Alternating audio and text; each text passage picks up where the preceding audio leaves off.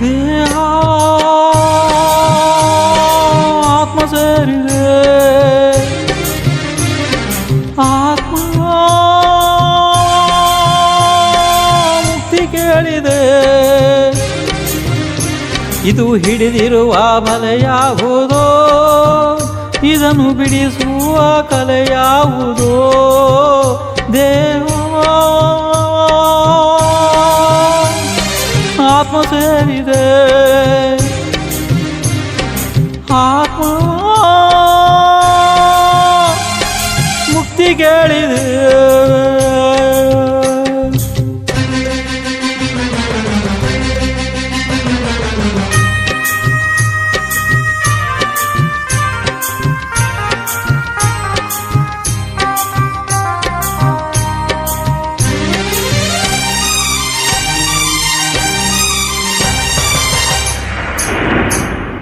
ಬಣ್ಣದ ದಾರ ಶೃಂಗಾರ ಮಾಡಿ,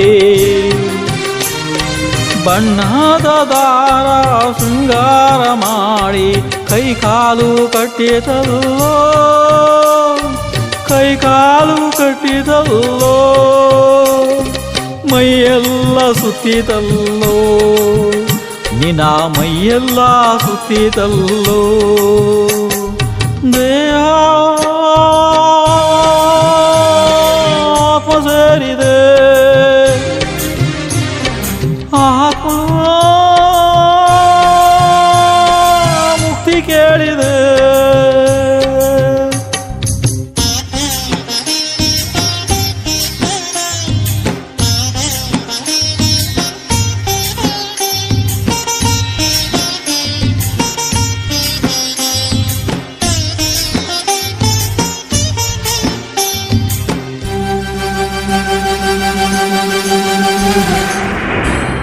ಹಾಸೋಗಾದೆ ಹಂಗಿನದಾಗೆ, ಹಾಸೋಗಾದೆ ಹಂಗಿನದಾಗಿ, ಮುಳ್ಳಂತೆ ಚುಚ್ಚಿತಲ್ಲೋ, ನಿನ್ನ ಮುಳ್ಳಂತೆ ಚುಚ್ಚಿತಲ್ಲೋ, ನೋವಲ್ಲಿ ನಿದ್ರೆಯಲ್ಲೋ, ನಿನ್ನ ನೋವಲ್ಲಿ ನಿದ್ರೆಯಲ್ಲೋ. ದೇಹವಾ ಆತ್ಮ ಸೇರಿದೆ, ಆತ್ಮ ಮುಕ್ತಿ ಕೇಳಿದೆ.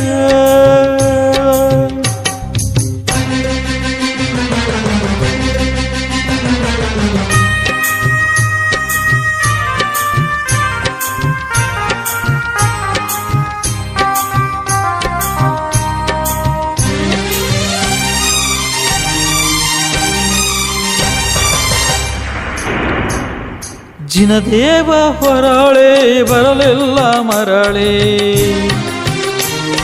ಜಿನದೇವ ಹೊರಳೆ ಬರಲಿಲ್ಲ ಮರಳೆ, ಅವನೆಳೆದ ದಾರಿ ನೋಡೋ, ಅವನೆಳೆದ ದಾರಿ ನೋಡೋ, ಸಮ್ಯಕ್ವ ಪ್ರಾಪ್ತಿ ಮಾಡೋ, ಸಿರಿ ಸಮ್ಯಕ್ವ ಪ್ರಾಪ್ತಿ ಮಾಡೋ. ದೇವ ಆತ್ಮ ಸೇರಿದೆ, ಆತ್ಮ ಮುಕ್ತಿ ಕೇಳಿದೆ. ಇದು ಹಿಡಿದಿರುವ ಬಲೆ ಯಾವುದೋ, ಇದನ್ನು ಬಿಡಿಸುವ ಕಲೆ ಯಾವುದೋ. ದೇಹ ಆತ್ಮ ಸೇರಿದೆ, ಆತ್ಮ ಮುಕ್ತಿ ಕೇಳಿದೆ.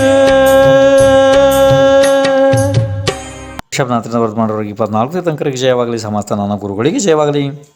ಈಗ ದೇಹ ಆತ್ಮ ಸೇರಿದೆ ಅನ್ನುವಂಥ ಭಜನೆಯ ಅರ್ಥವನ್ನು ನೀವು ಕೇಳೋದಕ್ಕೆ ಬಂದಿದ್ದೀರಿ. ಇಲ್ಲಿ ಆತ್ಮ ಅಥವಾ ಜೀವ ಒಂದೇ ವಸ್ತು ಇದೆ, ಅರ್ಥ ಆಯಿತು. ಆತ್ಮ ಬೇರೆ ಅಲ್ಲ, ಜೀವ ಬೇರೆ ಅಲ್ಲ, ಎಲ್ಲ ಒಂದೇನೇ ಆಯಿತು. ಈಗ ನೋಡಿ, ಇಲ್ಲಿ ಜೀವ ಬಂದು ದೇಹವನ್ನು ಸೇರಿತು, ಇಲ್ಲ ದೇಹನೇ ಬಂದು ಆತ್ಮವನ್ನೇ ಸೇರಿತು. ಇದು ಯಾವ ರೀತಿ ಇದೆ ಅಂದರೆ, ಬೀಜ ಮೊದಲು ಅಥವಾ ಮರ ಮೊದಲು ಎನ್ನುವಂತೆ ಇದೆ ಅಲ್ವಾ. ಅದಕ್ಕೆ ಜಿನದೇವರು ಉತ್ತರಿಸಿದ್ದಾರೆ ಕೇಳ್ರಿ. ಯಾವ ರೀತಿ ಗಣಿಗಳಲ್ಲಿ ಬಂಗಾರ ಮತ್ತು ಅದಕ್ಕೆ ಅಂಟಿರುವ ಕಪ್ಪು ಬಣ್ಣದ ಇತರೆ ಪುದ್ಗಲ ಪರಮಾಣುಗಳು ಅನಾದಿ ಕಾಲದಿಂದಲೂ ಜೊತೆಗೇ ಇವೆ. ಆದರೆ ಇವುಗಳ ಮಿಶ್ರಣ ಇರುವ ಆ ಪುದ್ಗಲ ಪಿಂಡವನ್ನು ಹೊರಗೆ ತೆಗೆದು ಬೆಂಕಿಯಲ್ಲಿ ಕಾಯಿಸಿದಾಗ ಹಂತವಾಗಿ ಶುದ್ಧತೆಗೆ ಪ್ರಾಪ್ತವಾಗುತ್ತಾ ಬಂಗಾರ 16ನೇ ಸಾರಿಗೆ ಸಂಪೂರ್ಣ ಶುದ್ಧವಾಗುತ್ತದೆ ಅಲ್ವಾ. ಅದೇ ರೀತಿ ಸಮ್ಯಕ್ ತಪದಿಂದ ಜೀವ ಪೂರ್ಣ ಶುದ್ಧನಾಗಿ ಸಿದ್ಧ ಭಗವಾನರು ಆಗಬಹುದು. ಇನ್ನು ಮುಂದೆ ಇದು ಹಿಡಿದಿರುವ ಬಲೆ ಯಾವುದು ಇಲ್ಲಿ ನೋಡ್ಕೊಟ್ರಿ ಅದನ್ನ. ಹಾಗಿದ್ರಪ್ಪ ಜೀವವನ್ನು ಇದು ಹಿಡಿಬೇಕಿದ್ರೆ ಯಾವ ಬಲೆಯನ್ನು ಉಪಯೋಗ ಮಾಡ್ತು ನೋಡಿ. ಅದು 8 ಕರ್ಮರೂಪಿ 8 ಕರ್ಮದಿಂದ ರಚಿಸಿದ ಬಲೆ ಇದೆ. ಅದರ ಬಿಗಿಯಾದ ದಾರಗಳು ಅಂದರೆ ಹಗ್ಗಗಳು ಅವುಗಳ ಹೆಸರು ಏನು ಗೊತ್ತಾ? ಜ್ಞಾನವರ್ಣ, ದರ್ಶನವರ್ಣ, ವೇದನೀಯ, ಮೋಹನೀಯ, ಆಯುನಾಮ, ಗೋತ್ರಂತ್ರಾಯ. ಇದನ್ನು ಬಿಡಿಸುವ ಕಲೆಗಾರ ಯಾರು? ಹಾಗಾದರೆ ಇದನ್ನು ಬಿಡಿಸಲಿಕ್ಕೆ ಯಾರಿಗೆ ಬರುತ್ತೆ? ಯಾರಿಗೆ ಈ ಜಾಣ ಯಾರು ಅಂಥವನು ಯಾರು? ಅವನೇ ಕಲೆಗಾರ, ಸಮ್ಯಕ್ತ್ವ ಅವನ ಹೆಸರು. ಇನ್ನು ಕೆಳಗಡೆ ಬದ್ದನ್ನು ನೋಡ್ಕೊಡ್ರಿ, ಬಣ್ಣದ ದಾರ. ಈ ಕರ್ಮಗಳು ಅನೇಕ ರೂಪದಿಂದ ಜೀವನನ್ನು ಶೃಂಗರಿಸಿ ತೋರಿಸುತ್ತವೆ. ಕೈ, ಕಾಲು, ಮೈಯೆಲ್ಲ ಸುತ್ತಿ ಕಟ್ಟುತ್ತವೆ. ಇನ್ನು ಮುಂದೆ ಹಾಸೋಗಾದಿ ಕೆಳಗಡೆ ಬರೋದು ನೋಡ್ರಿ. ಹಾಸೋಗಾದಿ ಹಂಗಿನದ್ದು ಅಂತ ಅಂದರೆ ನಾವು ಮಲಗುವಂತಹ ಈ ಗಾದಿ ಇದೆಯಲ್ಲ, ಅದು ಬೇರೆಯವರಿಗೆ ಸೇರಿದ್ದು.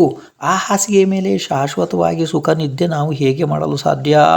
ಬೇರೆಯವರ ಹಾಸಿಗೆ ಅವರು ಬಂದಾಗ ಕೊಡಲೇಬೇಕು, ಇಲ್ಲದಿದ್ದರೆ ಬಲಾತ್ಕಾರದಿಂದ ಕಿತ್ತುಕೊಳ್ಳುತ್ತಾರೆ. ಅದೇ ರೀತಿ ಶರೀರ ಪುದ್ಗಲದಿದೆ, ಅದನ್ನು ಪುದ್ಗಲ ನಮ್ಮಿಂದ ಕಿತ್ತುಕೊಂಡು ಹೊಡೆದು ಬಡಿದು ನಮ್ಮನ್ನು ಅನ್ಯ ಸ್ಥಳಕ್ಕೆ ಅಟ್ಟುತ್ತದೆ. ಅಂದರೆ ಸಾವು ಬರುತ್ತದೆ ನಮಗೆ. ಇಲ್ಲಿ ಹೇಗೆ ಎಚ್ಚರ ನಿದ್ರೆ ಮಾಡಲು ನಾವು ಸಾಧ್ಯ ಅಲ್ವಾ? ಇನ್ನು ಮುಂದೆ ಕೆಳಗಡೆ ಬರೆದು ನೋಡ್ಕೊಡ್ರಿ. ಆತ್ಮ ಶರೀರಗಳ ನಿಜವಾದ ರಹಸ್ಯ ತಿಳಿದಂತಹ ಜಿನದೇವ ಘೋರ ತಪದಿಂದ ಶರೀರವನ್ನು ಪ್ರತ್ಯೇಕ ಮಾಡಿ ಸ್ವತಂತ್ರನಾಗಿ ಮುಕ್ತನಾದ. ಎಲ್ಲಿಗೆ ಹೋದ? ಅವನು ಮರಳಲಾರ, ಮತ್ತೆ ಹೋಗ್ಬಿಟ್ಟ ಅವನು. ಈಗ ಅವನು ಯಾವ ದಾರಿಯಿಂದ ಮುಕ್ತನಾದ ಅದನ್ನು ಗುರುಗಳಿಂದ ಶಾಸ್ತ್ರದಿಂದ ನಾವು ನೋಡಬೇಕು. ಈಗ ಆ ದಾರಿಯ ಮೊದಲ ಹೆಜ್ಜೆ ಏನು? ಎಲ್ಲಿಂದ ಪ್ರಾರಂಭ ಅಂದರೆ ಅದು ಸಮ್ಯಕ್ತದಿಂದ ಪ್ರಾರಂಭ ಆಗ್ತದೆ. 8 ಮುಖ್ಯ ಕರ್ಮಗಳಲ್ಲಿ ಅವು ಭೇದಗಳಾಗ್ತವೆ, ಮತ್ತು 148 ಆಗ್ತವೆ, ಮತ್ತು ಅಸಂಖ್ಯಾತ ಅನಂತ ಭೇದ ಆಗ್ತಾ ಹೋಗ್ತವೆ ಮುಂದೆ. ಬೇಡ ಅದು ಇರಲಿ. ಇದರಲ್ಲಿ ಅಂದರೆ 8 ಕರ್ಮಗಳಲ್ಲಿ 4ನೇ ಸಂಖ್ಯೆಯ ಮೋಹನೀಯ ಕರ್ಮ ಇದೆಯಲ್ಲ, ಅದರದ್ದು 28 ಪ್ರಕೃತಿಗಳು ಇದ್ದಾವೆ. ಇಲ್ಲಿ ಸ್ವಲ್ಪ ಬೇಕಾದ್ರೆ ಬರ್ಕೊಡ್ರಿ, ನೆನಪು ಮಾಡ್ಕೊಡ್ರಿ. ಪ್ರಾರಂಭ. ಅನಂತಾನುಬಂಧಿ ಕ್ರೋಧ, ಅನಂತಾನುಬಂಧಿ ಮಾನ, ಅನಂತಾನುಬಂಧಿ ಮಾಯಾ, ಅನಂತಾನುಬಂಧಿ ಲೋಭ. ಇದು ಏನಾಯ್ತಪ್ಪ? ಸಂಕ್ಷಿಪ್ತವಾಗಿ ಹೇಳಬೇಕಿದ್ರೆ ಅನಂತಾನುಬಂಧಿ ಕ್ರೋಧ, ಮಾನ, ಮಾಯ, ಲೋಭ. ಅರ್ಥ ಆಯಿತು. ಮತ್ತು ಮಿಥ್ಯಾತ್ವ, ಸಮ್ಯಕ್ ಮಿಥ್ಯಾತ್ವ, ಸಮ್ಯಕ್ ಪ್ರಕೃತಿ. ಈ 7 ಪ್ರಕೃತಿಗಳ ಉಪಶಮ ಆದರೆ ಉಪಶಮ ಸಮ್ಯಕ್ ದರ್ಶನ, ಕ್ಷಯಕ್ಷಮ ಆದರೆ ಕ್ಷಯಕ್ಷಮಿಕ್ ಸಮ್ಯಕ್ ದರ್ಶನ, ಕ್ಷಯ ಆದರೆ ಕ್ಷಾಯಿಕ ಸಮ್ಯಕ್ ದರ್ಶನ. ಇದು 3 ಪ್ರಕಾರ ಸಮ್ಯಕ್ ದರ್ಶನ ಇದೆ. ಇದರೊಳಗಡೆ ಕ್ಷಾಯಿಕ ಸಮ್ಯಕ್ ದರ್ಶನದಿಂದ ಮಾತ್ರ ಜೀವಕ್ಕೆ ಮೋಕ್ಷ ಆಗ್ತದೆ. ಅರ್ಥ ಆಯಿತು. ಇದು ಈ ಭಜನೆಯ ಸಂಕ್ಷಿಪ್ತ ಅರ್ಥ ಇದೆ.